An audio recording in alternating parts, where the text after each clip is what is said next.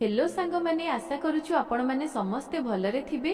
सांग माने मो सहित कथा हेबाकू चाहूथिले मु वीडियो मझिरे मो नंबर देइछि, मो नंबर नै मते कॉल करंतु, पूरा मजा मस्ती रे कथा हेबा। हेलो बंधुगण, मो नाम निहारिका, बयस 35 पाखापाखी। लोक माने मते एबे आंटी कही डाकुछंती, जेमिति मो नाम अपेक्षा मोर परिचय एइटा ही बनी जाइछि। एही कहानी रे आपण माने सेया सुनिबे जहा मो अनुभव कली, सहिली एवं धीरे धीरे बुझिली। मो स्वामी को जाइथिबा 5 वर्ष होई गलानी।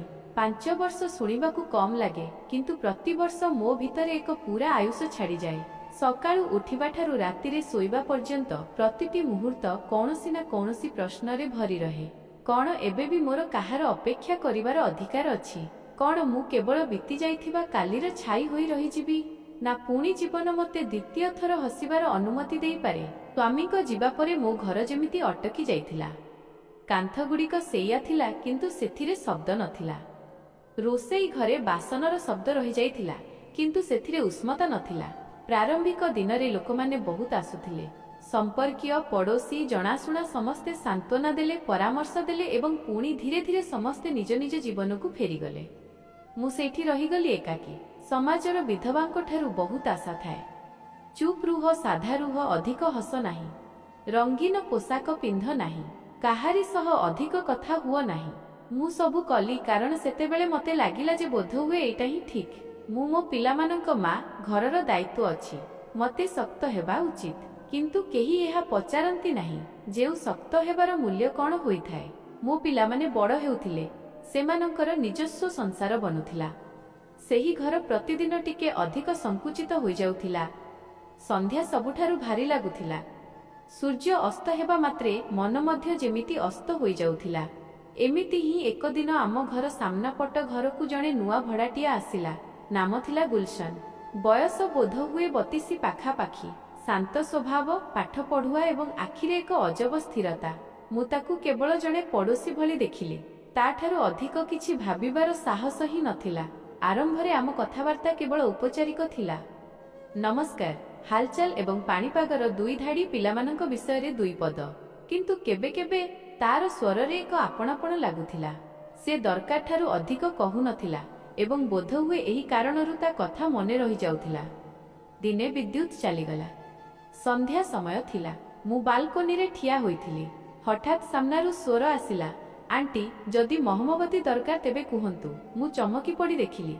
एते वर्ष परे केही एते सहजरे मोर आवश्यकता पचारिथिले। मु सामान्य हस सह धन्यवाद कहिली। से हसिला एवं फेरीगला। बस एक छोट मुहूर्त थिला, किंतु मो भितरे किछि हलाई देला। सेही राति रे मते निद हेला नाही। मु भाबुथिली जे गोटिए साधारण वाक्य एते प्रभाव पकाई पारे। काहींकी पकाइला? बोध हुए एथिपाई कारण मु बहुत समयरु अदृश्य थिली। लोकमाने मते देखुथिले, किंतु अनुभव करू नथिले। एवं सेही गोटिए प्रश्न रे मते पुणी जणे मनीष हेबार अनुभव हेला। दिन बीतिबाकू लागिला। कथावार्ता टिके बढ़िबाकू लागिला। केबे पनीपरिबा दाम उपरे, केबे पिलामानंक पाठ पढ़ा उपरे। से ध्यान देई सुनुथिला, बिना बाधारे, बिना परामर्शरे, केवल सुनुथिला। एवं बोधहुए एटा ही सबुठारु बड़ कथा थिला। मु अनुभव कली जे मु खोली करी कहि पारुछि, बिना भयरे, बिना एही चिंतारे जे सामना वाला मते विचार जज करिवो। दिने से पचारिला, आपण सबु बेले एते चुप काहेकी रहंती? प्रश्न सीधा थिला, किंतु किछि समय चुप रहिली। तापरे कहिली, अभ्यास होई गलानी। से किछि कहिला नाही, केवल मुंड हलाइला, जेमिति बुझीगला जे किछि अभ्यास बाध्यबाधकतारे बनी थाए। धीरे धीरे मते तार जीवा आसीबार शब्द सुनागला। एही शब्द मते विरक्त करू नथिला, बरं एक अजब तृप्ति देउथिला। जेमिति केही अछि तो पाखापाखी जे उपस्थित अछि। मु जानिथिली जे समाज कोन कहिबो। विधवा होई कौनसी पुरुष सह अधिक कथा हेबा मध्य प्रश्न सृष्टि करे, किंतु मु एहा मध्य जानिथिली जे मु कौनसी गुनाह, अपराध करू नथिली। केवल निश्वास नेउथिली।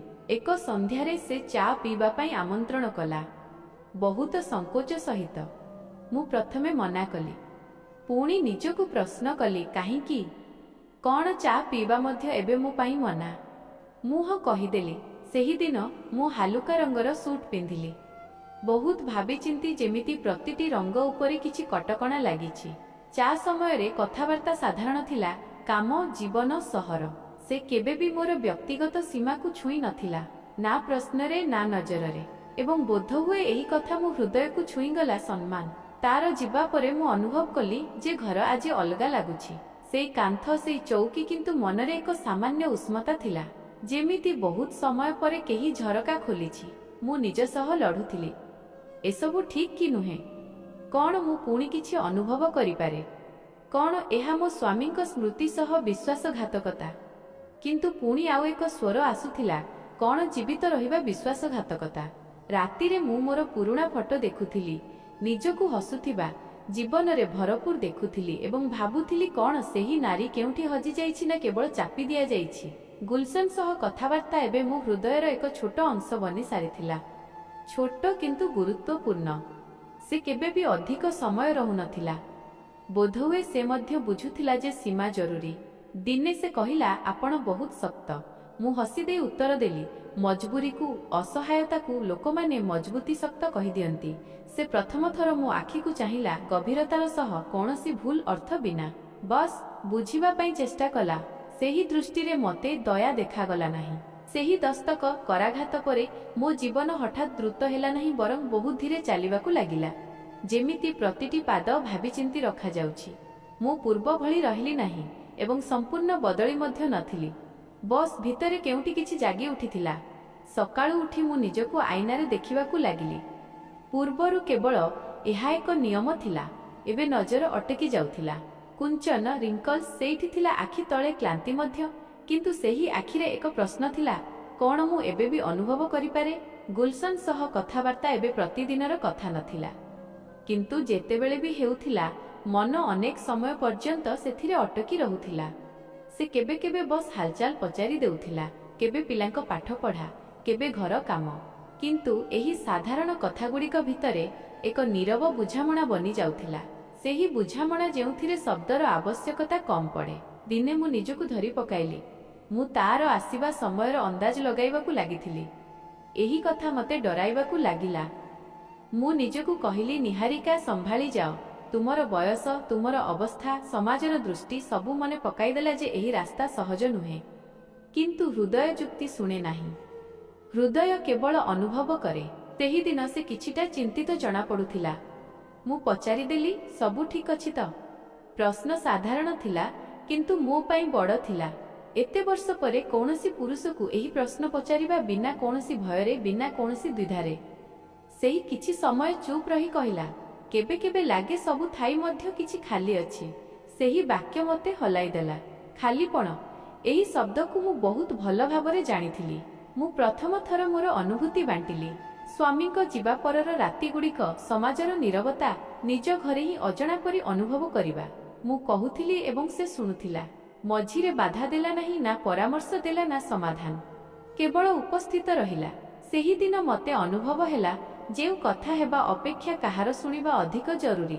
एवं बोध हुए एही कारणरु मु ता सामनारे खोली पारुथिली। आम दुहिंक भितरे एक अजब सावधानता थिला। केही मध्य सीमा पार करिबाकू चाहू नथिले। बोध हुए डर थिला, बोध हुए सम्मान, किंबा बोध हुए एथिपाई कारण जहा बनुथिला ताकू भांगिबार साहस नथिला। केबे केबे पड़ोसी महिला माने मते देखुथिले। सेमानंको आखिरे प्रश्न थिला। मु आखि तळकू करि देउथिली। अभ्यास थिला, किंतु भितरे केउठी एक छोट स्वर उठुथिला, केते दिन पर्यंत मु अन्यमानंको नजर अनुसारे बंचिबी। मु पिला माने मोर दुनिया थिले। सेमानंको सामनारे मु जणे सख्त मा थिली। किंतु रातिरे जेतेबेले समस्ते सोई जाउथिले, मु निज सह कथा हेउथिली। कौन मु भूल? कौन काहारी सह कथा हेबा, हसिबा, बुझिबा सतरे अपराध? एक संध्यारे गुलशन कहिला जे से किछि दिन पई कामरे बाहर को जाउछि। एहा सुनी मन अजब लागिला, जेमिति किछि परिचित जिनिस हठात अदृश्य हेबाकू जाउछि। मु स्वाभाविक रहिबाकू चेष्टा कली। ठीक अछि, ध्यान रखिबे। तार जीवा परे घर पुणी सेमिति लागिबाकू लागिला, शांत, बहुत अधिक शांत। मते सेतेबेले बुझा पड़िला जे तार उपस्थिति केते प्रभाव पकाउथिला।